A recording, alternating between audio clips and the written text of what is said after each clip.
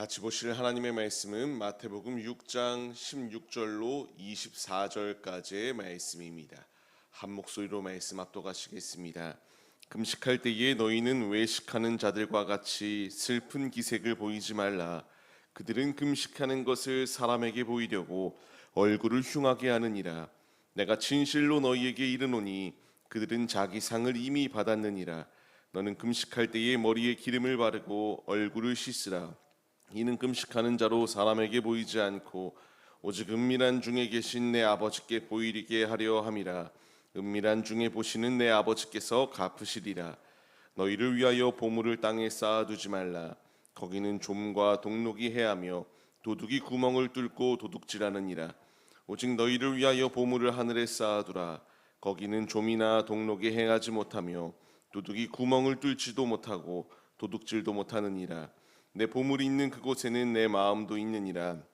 눈은 몸의 등불이니 그러므로 내 눈이 성하면 온몸이 밝을 것이요 눈이 나쁘면 온몸이 어두울 것이니 그러므로 내게 있는 빛이 어두우면 그 어두움이 얼마나 더하겠느냐. 한 사람이 두 주인을 섬기지 못할 것이니 혹 이를 미워하고 저를 사랑하거나 혹 이를 중히 여기고 저를 경히 여김이라. 너희가 하나님과 재물을 겸하여 섬기지 못하느니라. 아멘. 할렐루야. 오늘도 예배의 자리 가운데 모이신 성도님들 주님의 이름으로 환영하고 축복합니다. 같이 나눈 말씀의 제목은 마음의 보물을 하늘에 쌓으라라는 말씀의 제목 가운데에서 은혜를 나누도록 하겠습니다. 사람이 아무리 연기한다고 해도요, 이 연기가 결국 드러날 수밖에 없습니다.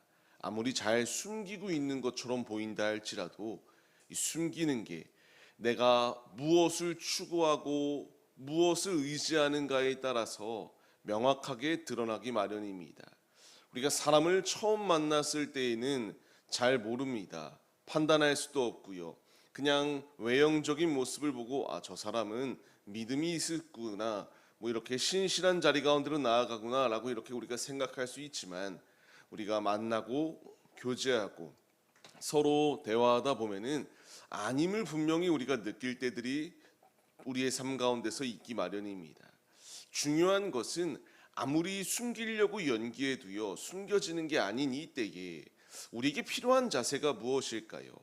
진실된 모습으로 주님 앞에 설 것인가, 아니면 외식하는 모습으로 설 것인가, 이 선택의 기로 앞에 우리가 놓여 있습니다. 많은 이들은 만나며 말합니다. 나는 하나님밖에 모른다고. 하지만 그들의 삶의 모습을 보게 되면은 그렇지 아니하는 모습들이 너무나 많이 있어요.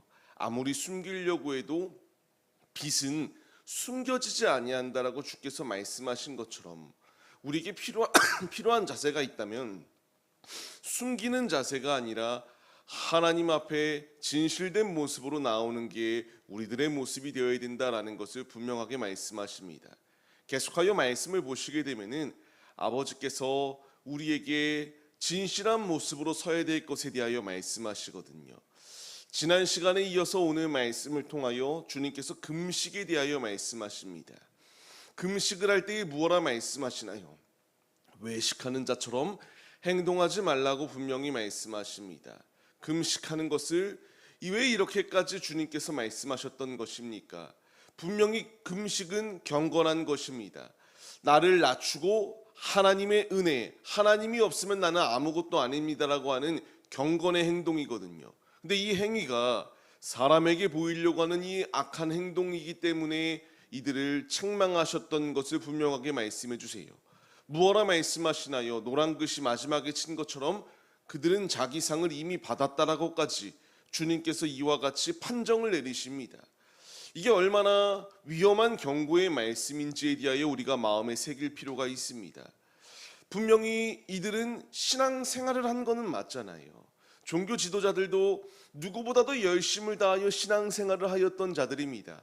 하지만 주께서 책망하심의 분명한 이유는 그들이 진정으로 주님을 사모하며 주 앞에 자신의 중심을 내려놓고 내 자아가 아니라 아버지의 뜻대로가 아니었잖아요. 그들은 자기의 영광을 위하여 자신이 이와 같이 열심을 다하는 자이다라는 것을 말해주기 위하여 이렇게 행동하였던 것을 볼 수가 있습니다. 제가 직접적으로 보진 않았었는데요. 우리 과거에는 우리 신앙의 선배님들 가운데서 이런 명함들을 만들었던 이들이 있습니다. 내가 40일 금식 몇 번 성공했다라는 것을 이런 식으로 기록하고 명함을 내미는 이들이 있었다고 합니다. 이게 주의하고 조심해야 될 것이 있다면요. 그 금식도 성공할 수 있도록 인도하신 게 내 힘과 내 의지가 아니잖아요.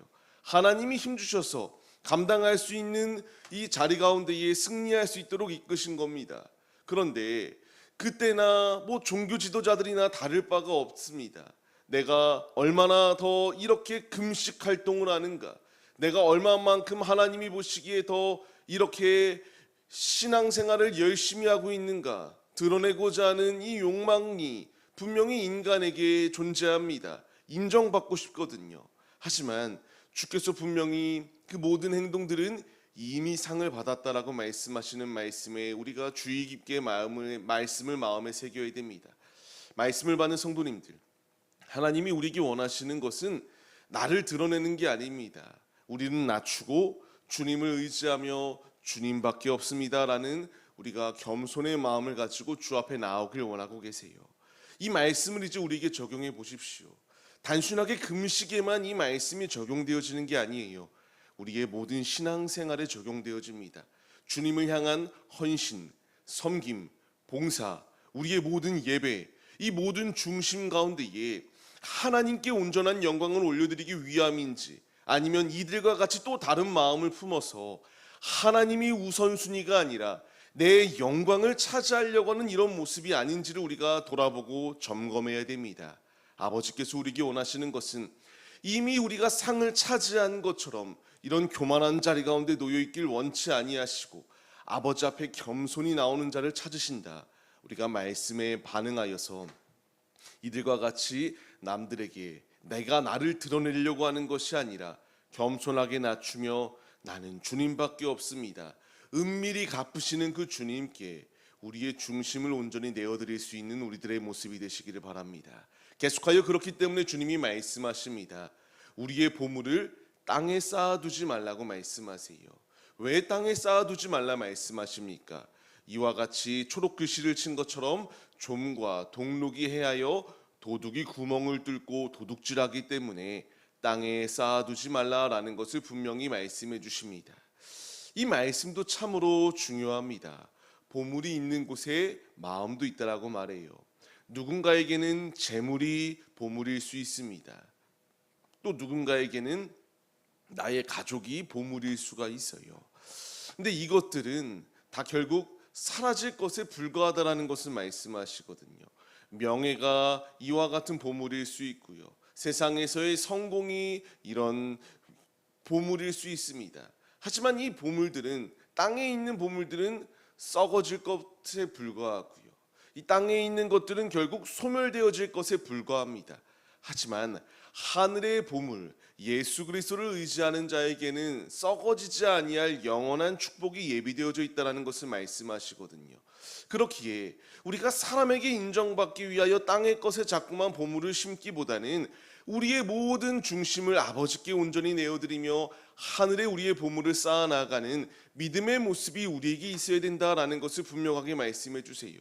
우리는 땅에 분명히 나그네로서의 삶을 살아갑니다.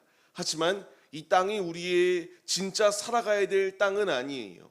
예비되어져 있는 천국 예행 연습을 하는 장소이지 여기서 우리가 천년 만년 영원토록 살 수 있는 장소는 아닙니다. 우리가 분명한 사실을 잊지 말아야 합니다. 땅의 것에 자꾸 저축하고 땅의 것에 자꾸만 얻기 위하여 힘을 우리가 다하여 주님을 잊어버리고 우선순위가 변질되어 버리는 이런 모습들은 결국 좀과 동록과 도둑질 당하는 이런 행동에 우리가 결국 놓여 있을 수밖에 없다. 마주할 수밖에 없다는 사실을 우리가 인지해야 됩니다. 우리의 모든 중심은 하늘에 쌓아둬야 됩니다. 하늘의 곳간에 우리의 믿음을, 우리의 신앙을, 우리의 중심을 쌓아나갈 때에 아버지께서 귀히 여기시고 갚아주시는 분이심을 우리가 잊지 마시기 바랍니다. 그렇기에 우리의 시선이 어디에 고정되어져 있어야 되는가에 대하여 주께서 분명히 말씀하세요. 눈은 몸의 등불이다라고 말해요.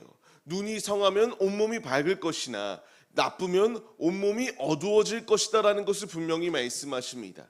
하늘에 쌓을 것인가, 땅에 쌓을 것인가, 땅에 쌓아 소멸될 것인가, 영원히 변치 아니하시고 더욱더 주께서 충만한 축복으로 더하실 하늘의 축복을 쌓아 나갈 것인가, 우리에게 선택의 기로가 놓여 있습니다. 육신의 것을 의지하고 육신의 인정을 받기 위하여 하나님이 아니라 그릇된 선택을 하는 길은 결국 어두워짐의 자리 가운데 놓여 있을 수밖에 없어요. 주께서 우리에게 원하시는 것은 사람의 인정이 아니라 하나님의 인정입니다. 사람은 외모를 보고 판단해요. 하지만 하나님은 우리의 중심을 보신다라고 분명히 말씀하시지 않습니까? 간절히 바라옵기는 우리 앞에는 선택의 기로가 놓여 있습니다. 이 기로 가운데서 주께서 원하시는 것은 아버지를 의지하며 나오길 원하세요. 그렇기 때문에 주께서 분명히 24절 오늘 마지막 말씀을 통하여 말씀하시지 않습니까? 두 주인을 섬길 수 없다라는 것을, 하나님과 재물을 겸하여 섬기지 못한다라는 것을 분명히 말씀하십니다. 우리는 한결같은 신앙, 우리의 흔들림 없는 믿음의 모습으로 주 앞에 나가야 됩니다. 우리의 모든 선택의 순간과 우리의 모든 행동들로 인하여 누구의 영광을 나타낼 것인지에 대한 선택의 기로 가운데 우리가 놓여 있습니다. 우리가 분명히 잊지 말아야 될 것은 땅의 것을 취하고 땅의 영광을 추구하며 삶을 살아가는 것, 결국 썩어질 것에 불과하다는 사실을 잊지 마시며 하늘의 것에 우리의 중심을 내어드릴 수 있는 거룩한 믿음의 도구들이 우리들의 모습이 되시기를 주님의 이름으로 간절히 축원합니다. 말씀을 받는 성도님들, 그렇기에 주님이 오늘 우리를 이 예배의 자리, 기도의 자리로 부르셨습니다. 세상의 것 가운데에 매여 있는 모습들을 내려놓고 오직 이들과 같이 금식하는 이유가, 이들과 같이 경건의 생활을 하는 이유가 자신의 영광을 드러내려고 하는 것이 아니라 나는 아무것도 아니니 할 수 없으니 주님밖에 없습니다. 겸손의 마음을 가지고 주님께 의뢰하며 주님께 맡겨드리는 신앙의 모습으로 나오라라고 우리에게 말씀하십니다. 우리가 믿음으로 반응하여서 우리 주님밖에 없습니다. 주님이 아니면 내가 어찌 감당할 수 있겠습니까? 거룩한 고백을 가지고 하늘에 우리의 신앙을 계속하여 쌓아나가 하나님께서 예비하여 주시는 아름다운 은혜들이 날마다 우리의 삶 가운데서 넘쳐 흐르시기를 주님의 이름으로 간절히 축원합니다.